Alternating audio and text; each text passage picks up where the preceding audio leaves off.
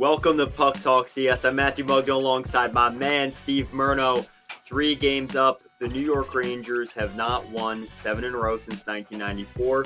Most teams that go 8-0 to start the postseason win the Stanley Cup. 8 teams have done that before. Steve-O, very excited for what's ahead. Game 4. Another potential look in the closet to grab the broom. I know you're pumped, so I'm ready to hop right in. You beat me to it. I got to go out and get the broom out. I mean, 1990, we haven't witnessed 94, but I mean, this is the best I've felt in my entire lifetime. I mean, we could go back year by year by year. I mean, last year beforehand, I felt pretty good, but this is the best I felt. I mean, we are on the verge of a second straight sweep. I mean, oh my goodness. Let's do it, Chives. Let's talk some puck. I mean, this is straight off the bat. I gotta mention, I think you gotta give a lot of credit in these games. I mean, yes, you could point to specific players, but I really think you gotta focus on Laviolette. I've liked Gallant, but I've mainly liked all of our past coaches. AV, he was good in his own right. Torts, he was good in his own right. But I think Laviolette is the perfect balance that the Rangers have been lacking all of these years, and that has been pretty much solidified during these playoffs. And let's not remember, we flash it back to the trade deadline. A lot of us thought the Rangers were a little light at the trade deadline, but Drury knows how to build a team. Trust the process. I'm feeling as good as ever with this team. Are you in the same boat? Like, how are you feeling right now? You mentioned it starts at the top. Chris Drury set out on a mission. In May 2021, the Rangers played their last game against the Boston Bruins. They won. They were out of the playoff hunt. They immediately fire the coaching staff and the front office. Shock to everybody. Chris Drury's first general manager's meeting with the media, he said, I want every player to know their role when they hop over the boards. Is that not true? I don't think there's a single player that has not had an impact for the New York Rangers this postseason. And with that, that starts at the top. We could go through all the stories of who was not performing last year, the year before, yada yada. At the end of the day, everyone's coming through. I think there's a few more notable players that are more in that MVP conversation. But man, Steve-O, this is my takeaway from Game 3. That was a dagger game. The Rangers have really broken that hex of Game 3 against Tampa, Game 3 against New Jersey, having a lead, tying a game, and letting momentum swing the other way. They closed out the series against the Caps. They got major contributions from the fourth line in that series. Then they come into Carolina, the underdog. Game 3 specifically, they give up a goal late, and then they immediately put out the fire in overtime. You saw their confidence, like Valquette said, running off the ice. Blake Wheeler celebrating with the team. Philip Chytil back in the lineup. There's so many positive things trending for this team. I think that's why it's an unbreakable streak currently. Yeah, and you mentioned right there, Game 3 against the Devils. I'm sitting there, just like the Devils stole that game last year. I'm sitting there after Schvetz ties us up and we're going to OT, and I'm like, this is Game 3 all over again from last year. And it wasn't, because we were finally the ones that stole a game. We stole that game away from them. Yes, Carolina got the better opportunities. They got more of the opportunities. But I thought the Rangers got the quality of the better chances when it really mattered towards the end of the game. And not to mention, there was a significant portion of this game where 5-on-5, we struggled. That first half, I thought the first 15 minutes of this game, we were just skating around. We weren't shooting the puck. We looked like the Islanders against the Hurricanes trying to kill out the final 10 minutes of their game. I will say this, though, Steve-O. I will say, part of that, though, this is a good Carolina team. Like, I think the Rangers are up 3-0, but I feel like too much of the media, too much of the A-plus math students online are trying to tell you otherwise. This Carolina team's good. The Rangers are beating them. This is not, they were hanging in there and they just happened to get the OT goal. No, they've been playing just as hard. So I did want to mention that too, because I agree. I think this was the one game you and I had said we thought they'd come out a little bit slower, but that is true. I thought they came out slow, like you said. That you just made the money point there. That just goes to show you why I'm so confident, because the Canes aren't losing these games flat out. I mean, game one, it was a one goal game. Game two was double overtime. This game was a singular overtime, one goal game again. So that just goes to show you that Carolina is not playing bad. Chives, you are 100% right. Carolina is playing good hockey. And if you listen to the post game pressers, the players and the coaches over there, they're going to tell you the same thing. They said they were very satisfied with the way they played, and the fact that they went 0 for 15 on the power play, and they still have been hanging into all these games. That just shows you how good of a team they are. But I want to jump. The news broke yesterday before the game that Carolina was making a goaltending change. And to me, this reeked of desperation, benching Anderson and going to Korchekov. I want to pitch it to you. Do you think did the Carolina Hurricanes make the right decision by benching Freddie Anderson in game 3? Yeah, we talked about that. He had an 889. It seemed like something, I don't think it had to necessarily do with health, but Rod Brindamore alluded to that. He just wanted him to rest. That's fine. I think it's a move to motivate your team. You're down 2-0. You're coming back home. You have a rookie goaltender. We've seen that story 1,000 times in New York. But with that, it was a desperation move. Don LaGreca, there's been a lot of conversations about what was talked about on The Fan today with Michael Kay. But I thought the most important positive piece to take away from what LaGreca had talked about, he mentioned that was their chess move. And the Rangers countered that, not directly, but they countered that by putting Filipino in the lineup and making their team that much deeper. So essentially they add a trade deadline piece type of guy. Like that move by Chytil in the third was unreal. He is back. Unreal. Listen, I think he's avoiding checks. That's it. Heavier checks. That's a tangent, and I think he'll get more condition. Well, I want to talk about Filipino in a minute, but to your point about Kochekov, that was their move, and I think at this point, I don't know how many more moves. Like you're down 3-0. I think there's only been 5 teams in NHL history that have come back from that. Yeah, and they threw themselves in a hole now. Like, what do you do now? Do you ride Korchekov for game 4? Do you go back to Freddie Anderson? I didn't think the Canes lost game 1 and game 2 because of Freddie Anderson. As a matter of fact, I thought at some points, especially at the end of game 1, and in overtime, Anderson was able to make some pretty big saves. I mean, Zibanejad in the first OT in game 2, he made a great save on a breakaway. He's made some great saves to keep the Canes in the game. So I was kind of shocked that the Canes went to this move. I mean, to me, it just reeked. We are desperate. We cannot lose this game, and you're in a hole now. I mean, if you are coaching the Canes right now, Chives, what do you do? I respect Rod Brindamore, and the reason I feel I have kind of the inside track to understanding his system is because his system in many ways is similar to Rand Pecknold at Quinnipiac. Rand actually has learned at conferences, Rod coaching conferences. Brindamore has talked with college coaches, high-level coaches. They'll meet and they'll all share ideas in these meetings, and they'll go over things over the summer together. It's really cool, the network they have as well.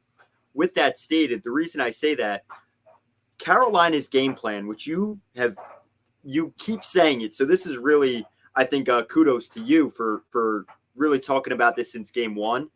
It's getting shots to the net. It's not about quality. And with that, I think they can't deter from that plan. I think at this point, they are a team. They can adjust, but I don't know how much they can adjust from that. I really don't. We've seen teams that have struggled with that before, and they usually lose the series. To the point also about Anderson, though, I do think the double overtime goal wasn't the precipice of why they chose to start Kochekov. I think that was more of a way to fire the team up. With that stated, though, he did give up 8 goals in 2 games. So I don't think he's the reason they're losing. Like, I think it's a more tightly contested series than it's being given credit for. Similar to their Eastern Conference final, the Panthers and Hurricanes last year. I thought that series was intense. It just happened to be 4 games. Do I agree with Brindamore that it wasn't a sweep? It was a sweep, right? So there's a lot of different things we're talking about here. At the end of the day, I do think Anderson is not Igor Shesterkin. And Colin Stevenson, I went back and found it. I might clip it for our socials and actually for YouTube too. Colin Stevenson came on our show 2 months ago at the trade deadline and said, there is no other team with an Igor Shesterkin. And we're seeing that. Lindgren really fizzled out. Frederick Anderson fizzled out. I know they're not the top caliber goaltenders the Rangers may see, but Steve, I don't think Anderson's been great. I think if you're the Hurricanes, there's not much else you can do if you're in Brind'Amour's shoes. Yeah, and let's look at the West too. We can look at Gorgiev. You know, he's had a couple performances here in the playoffs. Ottinger too. I mean, you look to last night. You look to Game 1. Stuart Skinner. I know that both of us are not big on him. And of course the Canucks are not in a good position with goaltending. So you got to be feeling mega confident right now if you are the New York Rangers with Igor in net. And of course, we got to give it to our boy Valley on the post game. He brought out such a great stat. Carolina, when you take the best or the top 10 teams that made the playoffs and the top 10 that finished in the league, the Carolina Hurricanes, when they played teams below 500, they were the best team out of that batch. But when Carolina played teams that were above 500, their record, I don't have the specific number, but they were the worst team that has made the playoffs against teams that were 500. So I thought that was a big stat to show. And I'm not sitting here saying Carolina is a fluke or a fraud because they are a very good team. But that just goes to show you that, you know, they got here in this position because they beat up on the bad teams. And that makes sense. You know, we said this all season long. Wow, we're shocked Carolina hasn't passed us at certain points. They've just stayed neutral. That's because they couldn't beat the teams that were better than them. They couldn't beat the Bostons. They couldn't beat even a team like Tampa Bay. They couldn't beat the Rangers. We obliterated them this year, minus the one game that we both were at. But we beat this team throughout the course of the regular season. So, listen, I got my broom ready. But again, this team, they do not want to get swept. They do not want to get swept, and they do not want to get swept at home. I want to get your thought on Phil Chytil. I mean, you could jump in here with any thoughts you had, but I do want to get to Chytil. So jump ahead. Let's start there. No, it's awesome for the team. Is there concern? Of course. I love his energy, though. Like, if you listen to his post game, please do so. His energy is just like, it's happy-go-lucky. And I think for the short time I had the privilege of talking to him, he was the same way. He would just talk to you. He's happy. He puts in the work. You know, I'm sure that's what he was doing in the last few weeks when he's been with the team. Steve-O, I got to give you a lot of credit, though. You had mentioned when we talked about Rempe, if you sit him, who do you bring in? And I said, listen, I think Johnny Brodzinski. I didn't think Filipino was going to be ready. Not that you had any more inside than anyone else. They really kept Chytil lock and key, his condition. But you did mention that if he was ready to go, put him in. And I think it just made our team that much deeper. You saw how the fourth line played with grit and snarl. I love their swag. The top 6 stayed untouched, and they are performing phenomenally. And now the third line, I feel like just gets stronger. You get Chytil a few more reps with Wenberg and Kakko, who I think have played great shutdown. I think that it just made the team deeper. But Steve-O, I'll give you a lot of credit because you did mention, you know, if he was ready to go, let's see what he's made of. And I like that approach from the team. He is an extremely valuable piece. I love you mentioned there the post game. If you haven't mentioned, if you guys haven't watched that, listening to this, go watch that because I think that might. And you've been around him in the locker room.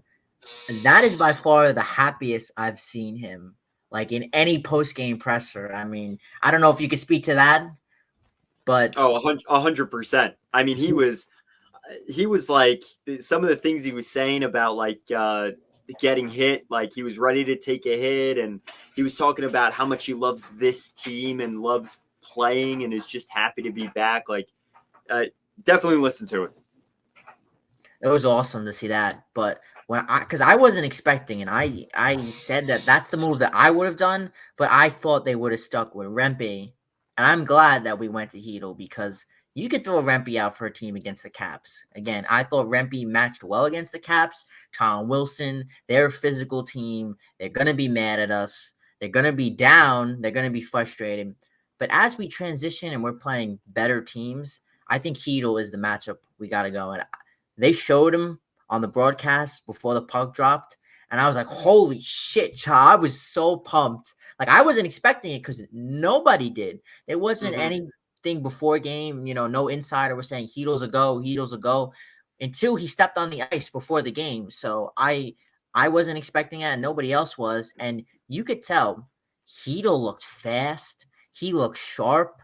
I mean, that one move he made in the third, I mean, oh my goodness, that would have been a highlight reel for the ages. I mean, he looked really good out there. So I'm happy that we went to Heedle. And I think that he could get Kako going. Because I think Kako is Mm-hmm. one player that we have high aspirations. Look at Loft. I mean, Loft's had such a great year. He was one of the main focuses coming into this year. 3 goals already in the playoffs. But Kako had that 1 goal in Game 4 against Washington right off the bat. But aside from that, a little quiet. Maybe Heedle could really get him going and drive to that. So I thought Heedle looked great. I mean, what was your reaction when you first saw Heedle? Oh, I thought it was unreal. Actually, I thought at the first camera shot they showed of the players coming onto the ice, I thought I saw a 7-2 on his jersey from the camera angle, and I was like, nah, that was definitely just Miller.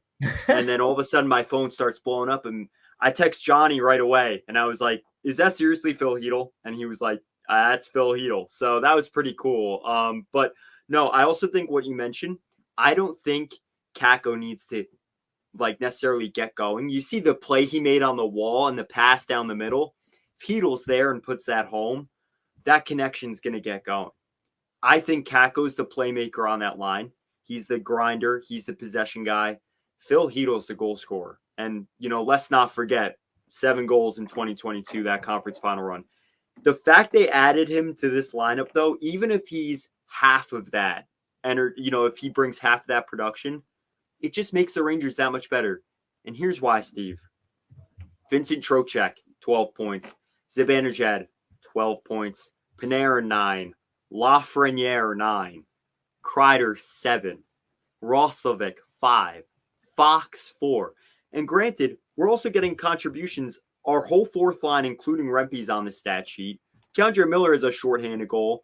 We haven't even talked about the special teams performances, the intangibles, the stat sheet, everyone's showing up. Adding Phil Heedle to that mix, just think about how deep that makes this team. Every team so far in the playoff has about four goal scorers, 4 players with 4 goals, right? This team, if they add Heedle and he can get going with that Kako connection, I mean, you could have 5 or 6 guys just putting up multiple goals in the postseason in the second round. Just phenomenal. Yeah, how about, I mean, we all can't forget, and to you listeners out there, Heedle all alone. Cannot Oh, forget yeah. that. So, Against Carolina. yes, sir. So I loved it. I thought it was great having him out there. But as we transition now to Game 4, Chives, what should the Rangers' approach be coming Oh, into Game 4?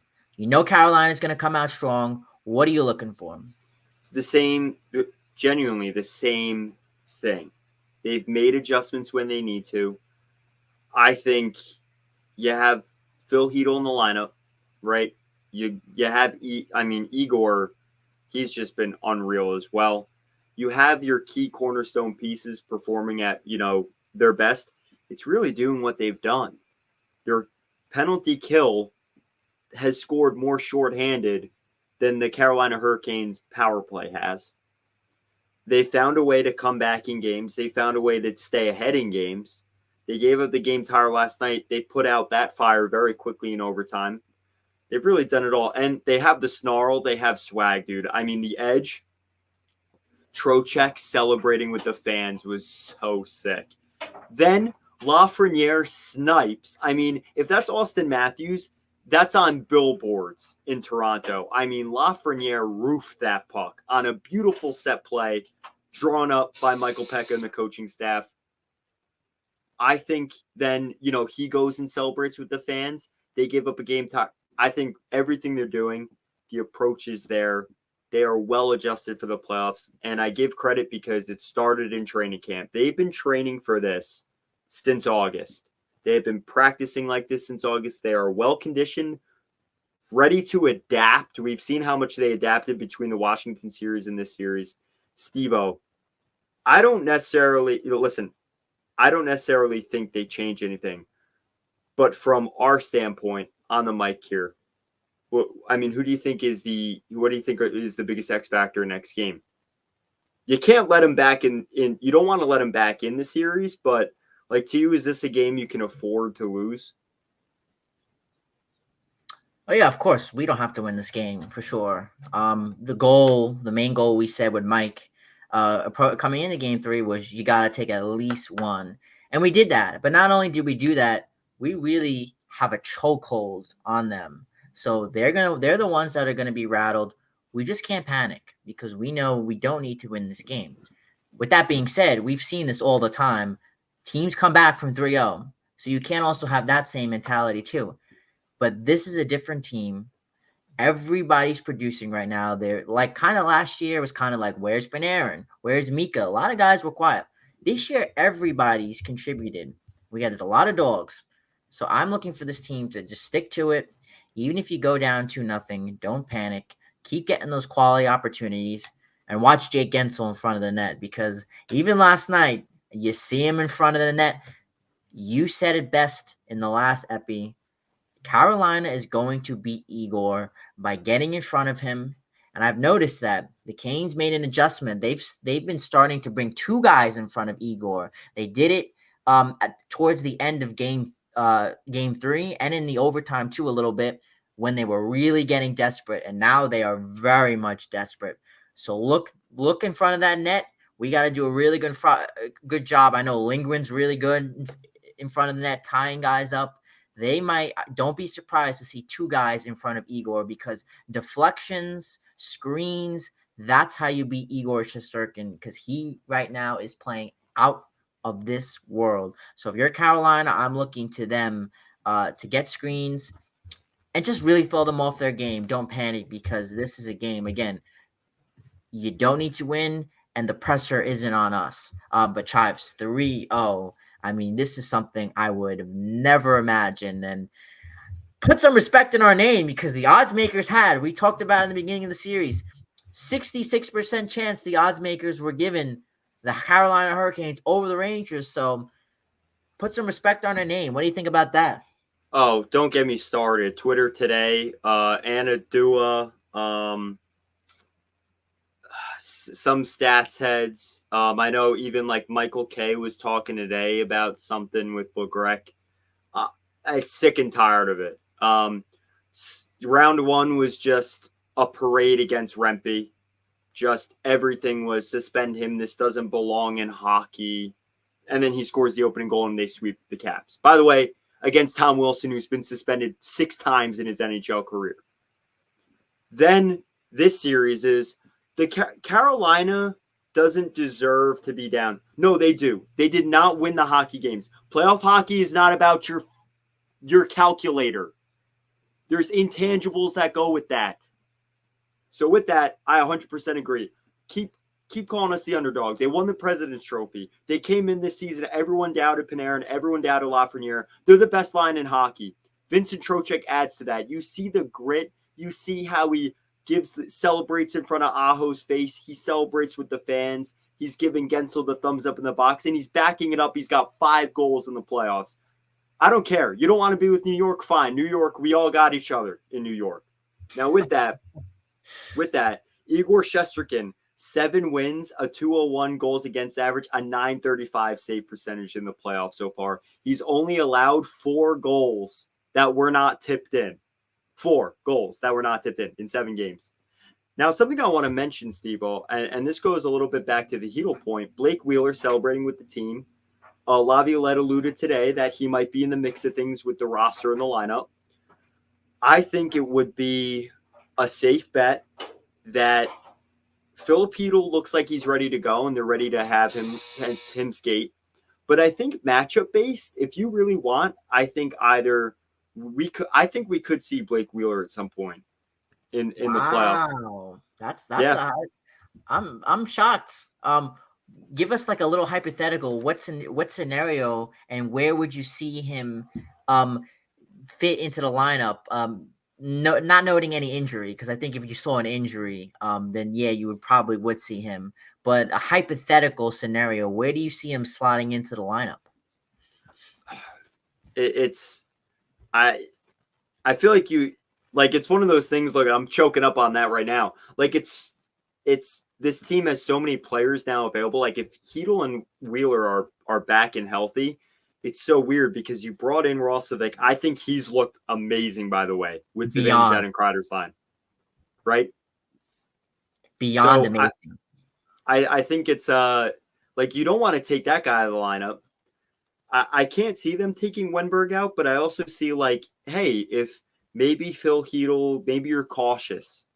I don't know. Like, I don't think they're going to be too cautious, but say they're cautious or say there's an injury, you have a guy readily available that's a veteran NHL player. So I think it just helps the team's depth in that regard, to feel comfortable with that. It's not like if somebody, granted, you don't want a big dog going down, but if somebody goes down, you can feel comfortable enough putting him in the lineup, especially if he's healthy and he's been practicing. I don't see where, again, I say strategy. They always find a way to blow us away with their strategy, so I don't necessarily know. Like, to me, I wouldn't have put Lafreniere and Panarin on the same line at the start of the season. They're the best dynamic duo in hockey right now. And that's also not being talked about, speaking of things that aren't being talked about. So, yeah, Steve-O, I mean, we're riding high. You're in Carolina for game 4. It's a lot of the same. And I think the fact that they drove the dagger in game 3 because Carolina had more than enough power plays. They had control at certain points. The game was tied. They tied it up, and then they lose so quickly in OT. That is such a confidence killer. I mean, you just took the soul out of them on that. We'll see. NHL teams have come back down 3-0, and I know they're not going to go down without a fight. Last question for me, Steve-O, for you. And I don't want to be a pessimist, and I'm not the biggest numbers guy in the postseason either. Capo Caco, 1 goal. You mentioned that. I don't think necessarily his role is to be a goal scorer by any means. Jimmy Vesey's at 1 goal. Adam Fox is at 4 assists. Will Cooley also has not scored a career NHL playoff goal yet in the 7 games he's played. Do you think that I don't think it's a question that if those guys start producing, I can't see a team stopping the Rangers. But is there any part of you that worries that if this team plays, maybe if Carolina turns it up a notch or the Rangers play the Panthers in the next round, is there any part of you that fears that if Kreider, Loff, Panarin, if they get shut down or nullified, that we don't have the secondary scoring? Or do you think that's something that'll step up if that's in due time? Just like you saw last night, I think that's something that will step up. And I think there's one piece right now that is making us so hard to beat. You want to say what it is? Oh, man. Well, I got to say, would you say the power play? Are we talking special teams? We're talking about a specific position. Yeah, the power play has been. We have the best power play in the league, and there's no doubt about that. Like, I'll straight up say that to anybody's face because, yeah, I saw the numbers. Carolina's the best. No, we're the best. You look at those numbers, but there's one position on the ice right now that is winning us games, keeping us in games. Who is it, Chives? Oh, Igor. Yes, sir. That is the position that keeps us in these games. So I would like to say that we are a hard team right now to beat because of Igor. And you look at last night, like I said, the greatest example of this. Rangers were struggling in last night. I would say up to that shorthanded opportunity, 5-on-5 wasn't getting nothing. I mean, we just got to get shots, and we were making Korchekov look like just like we did with Schmidt last year. We were making okay guys look like Martin Brodeurs for no reason, and we were making Korchekov look great, but we weren't just getting quality shots open. And that shorthanded opportunity, I was like, we took a penalty, and it's so funny. I told you that I said this, but I was like, you know what? I'm okay with this because we actually play well shorthanded. Like that's Oh yeah. unheard of. And we needed some because our 5-on-5 was not cutting that. But if Igor Shesterkin keeps the New York Rangers in games, I'm confident, Chives, to answer your question, that our depth this year, you mentioned the second line, Panarin, Loft. We have 4 lines now that are complete. You don't know who's going to come at you, and we are better. I think our depth matches well, whether it's Carolina, Boston, or Florida. Our third and fourth lines, I think, beat anybody's. Our four, that's how good they are. So if Igor keeps you in games, it's gonna make it so hard for the opponent team. I mean, if I'm a Carolina fan right now, I'm sweating. I'm close to being embarrassed. That's how bad it is. But my final point here, and I'll let you chip in, Chives. I want to go back to a point you made earlier on the pod. Ranger fans, we got to enjoy this because we heard this all year long, and especially on that TNT squad. Oh, the Rangers are going to be a first round exit. Oh, the President's Trophy team never wins. Rangers get here. Oh, it's the Capitals. Carolina's going to smack them. It's 3-0 now. What's your excuse now? This Rangers team is built different. Chives, the last word. Now I hopped on the Blue Crew. Avery Zaretsky, Johnny Lazarus had like this I open saw that. forum. That was great. If That anybody, was you awesome. had me laughing on that one. Listen, you know what? And I love what Avery said. He was like, you know what? I understand there's professionalism in the sports media world, right? And I'm saying this on our podcast right now. Listen, there's times where you can kick in the fan in you. There's times you can kick in that, you're covering the team all year. I understand that, right? And I understand the other side too of having neutral reporting. I do. I've done it, right? For a very limited time, but I've done that too. And I do think right now for the fans, for New York, between the Knicks, the all the negativity surrounding the teams that were up here a few years back and then had that dip. That's the Giants, right? That's the Yanks. The Rangers team and what the Knicks and Rangers are doing right now, block out the noise and enjoy it. It doesn't matter. It doesn't matter what they say. It doesn't matter. Oh, the Knicks, they have so many injuries now. Doesn't matter what they say. I know New York is going to be the most critical on New York, but at the same time, you see those side talk videos online of when the Knicks win. Like, this city is like no other. It's the biggest market in the world. I also love what Hart said today. He mentioned with their injuries going on, he mentioned we're just playing a game. There's surgeons waking up doing 12-hour shifts. We're playing a game.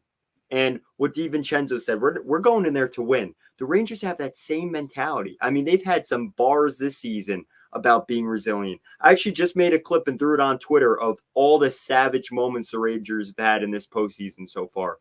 Do not let the people penning online, oh, this hit doesn't belong in hockey. Oh, Jacob Trouba should be suspended because he didn't connect on a hit.